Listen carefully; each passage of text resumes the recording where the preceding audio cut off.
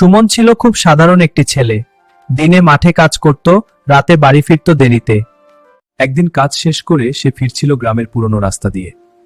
শুধু ডিঘি পোকার শব্দ। হঠাৎ মনে হলো কেউ যেন তার পেছনে হাঁটছে। চুপ চুপ চুপ চুপ, সে ফিরে তাকায়, কেউ নেই। ভয় পেলে চলবে, আবার হাঁট। কিন্তু শব্দটা আবার আসে, এবার আরো কাছে। ও মাগো, যা পালা। কে তুমি? আমি এই পথের যাত্রী, তুমি ভয় পেও না।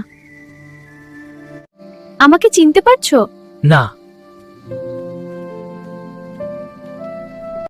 আমি রিমা, তোমার ছোটবেলার বন্ধু।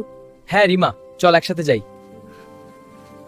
হঠাৎ সুমনের মনে পড়ে রিমা 5 বছর আগে এই রাস্তায় দুর্ঘটনায় মারা গিয়েছিল। তুমি তো মারা গেছো। হ্যাঁ, কিন্তু আমি এখনো এখানে আছি। হ্যাঁ, আর তুমি সেদিন আমাকে একা ফেলে চলে গিয়েছিলে।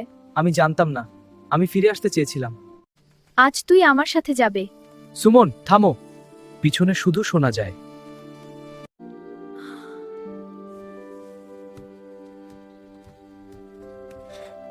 ভিডিও ভালো লাগলে সাবস্ক্রাইব করুন।